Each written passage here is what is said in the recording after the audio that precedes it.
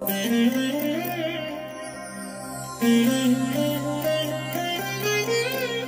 దినం పరము నుండి దిగివచ్చు మాట. ఇది నీ జీవితానికి వెలుగుల బాట. నీ ఒడిలో ఉంచబడిన దీవెనల మూట, అద్భుతాల ఆనంద ఊట. జూలై 23 సంవత్సరమంతా మీరు బైబిల్ చదివి ముగించడానికి ఈరోజు మీరు చదవలసిన లేఖన భాగము ఉదయం 33, 34 కీర్తనలు, సాయంత్రం అపోస్తుల కార్యములు 24వ అధ్యాయం. ప్రభునందు నాకు అత్యంత ప్రియమైన దేవుని బిడ్డలారా, ఈ ఉదయకాల సమయంలో దేవుని కృప మీకు తోడై ఉండునుగాక. ప్రియ దేవుని బిడ్డలారా, ఎలా ఉన్నారు? బాగున్నారు కదా? దేవుడు మీ ఎడల ఒక పరిపూర్ణమైన ప్రణాళిక కలిగి ఉన్నాడు.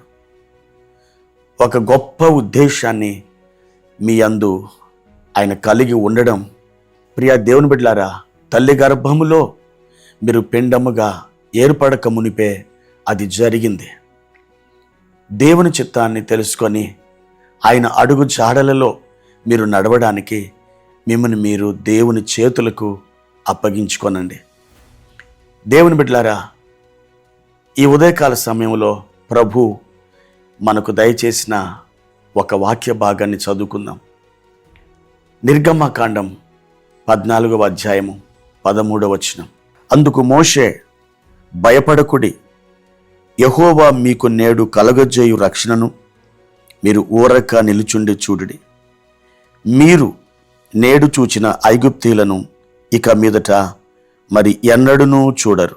ప్రియమైన దేవుని బిడ్డలారా, ఐగుప్తు దేశంలో అనేకమైన అద్భుతాల ద్వారా దేవుడు తన ప్రజల్ని విడిపించి మోషే యొక్క నాయకత్వంలో కనాను దేశానికి తోడుకొని వెళ్ళడానికి దేవుడే స్వయముగా దిగి వచ్చాడు.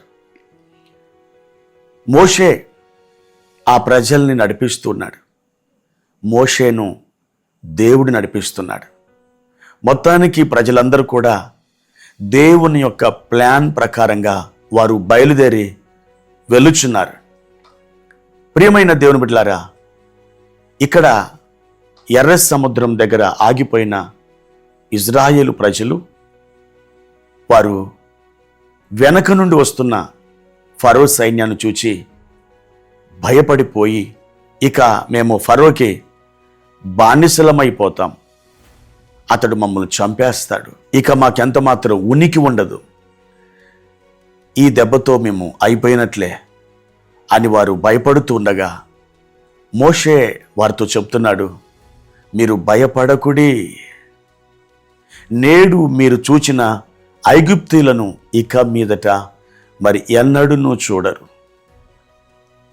మోషే ఆ మాట దేవుని ప్రజలతో పలికాడు. ఆ మాటను దేవుడే పలికించాడు. ఏం జరిగింది ప్రియులారా? దేవుడు ఎర్ర సముద్రాన్ని పాయలు చేసి తన ప్రజలను ఆవలి తీరానికి ఆయన నడిపిస్తూ ఉండగా, అదే అవకాశముగా ఫరో సైన్యం భావించి దేవుని ప్రజలు ఏ మార్గములో వారు ప్రయాణమై వెళ్ళుచున్నారో అదే మార్గము గుండా శత్రువు బయలుదేరి దేవుని ప్రజల్ని పట్టుకోవాలని తలంచాడు. అప్పుడు ఆ ఎర్ర సముద్రాన్ని ఆ శత్రువుల వైపుకు ఆయన మళ్లించాడు.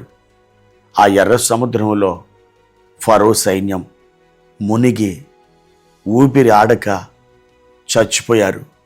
వారి శవాలు తీరానికి కొట్టుకొని వచ్చినాయి. తెల్లవారు చూస్తే ఐగుప్తీయుల శవాలు ఆ తీరములో కుప్పలు కుప్పలుగా పడిపోయి ఉన్నాయి. మోషే చెప్పిన మాట అక్షరాలుగా నెరవేరింది. నేడు మీరు చూచిన ఐగుప్తీయులను ఇక మీదట మరి ఎన్నడూనూ చూడరు. ఈ ఉదయకాల సమయంలో దేవుడు ఈ వాక్యము ద్వారా మీతో మాట్లాడుచున్నాడు. నా బిడ్డ, ఐగుప్తీయులు నిన్ను భయపెడుతున్నారు, వారు నిన్ను తరుముతున్నారు, వారు నీ హృదయాన్ని బ్రద్దలు చేస్తున్నారు, నీ ఉనికిని వారు ప్రశ్నిస్తున్నారు, నీ గమ్యాన్ని వారు సవాలు చేస్తున్నారు. నీ యొక్క ఉద్దేశములన్నీ కూడా వారు చెదరగొడుతున్నారు. అయితే ఈ ఐగుప్తీల సైన్యం నేను నీ ఎదుట నుండి తరిమి వేయబోతున్నాను, నేను దూరపరచబోతున్నాను. ప్రియా దేవుని బిడ్డ, ఏది నిన్ను భయపెడుతున్నదో, ఏది నిన్ను సవాలు చేస్తున్నదో, ఏ సమస్య అయితే నీ ఆశల మీద నీళ్లు చల్లుతున్నదో, దేవుడు దాని విషయంలో ఈ రోజున నీ పక్షంగా కార్యం చేయబోతున్నాడు. ఆయన యుద్ధము చేయబోతున్నాడు. దేవుని బిడ్డ, ఐగుప్తుల సైన్యం, ఐగుప్తుల ఆత్మలు నేను ఇక ఏమీ చేయలేవు. నిర్గమాకాండం 14వ అధ్యాయము 13వ వచనాన్ని ఈ దినం నువ్వు ఎత్తిపట్టి ప్రార్థన చేయి. భయపడొద్దని చెప్పాడు. ఐగుప్తుల్ని ఇక మీదట ఎన్నడూ చూడవు అని ఆయన చెప్తున్నాడు. ఆయన చెప్పిన మాట ఖచ్చితంగా నీ పట్ల దేవుడు నెరవేరుస్తాడు. అవును, చాలామంది దేవుని బిడ్డలు తాము లోయల గుండా, సమస్యల గుండా వెళ్తున్నప్పుడు ఇలాగే భయపడి హృదయం బ్రద్దలైపోయి ఇక వారు ఏమైపోతామో అని తలపోసినప్పుడు దేవుడే వారి జీవితంలోకి, వారు ఎదుర్కొంటున్న సమస్యలోకి ఆయన దిగి వచ్చి జోక్యం చేసుకొని గొప్ప విజయాలని వారికి ఇచ్చాడు. ఈరోజు ఈ మాటలు వింటున్న నీ జీవితంలో కూడా గొప్ప విజయాలు దేవుడు ఇవ్వబోతున్నాడు. ధైర్యం తెచ్చుకో. దేవుడు నీతోనే నడుస్తున్నాడు. ఆయన కృప సదాకాలం నీకు తోడై ఉన్నది. భయపెట్టే సమస్యను నీవే భయపెట్టబోతున్నావు. ఎందుకని? దేవుడు నీ పక్షమున ఉన్నాడు కాబట్టి.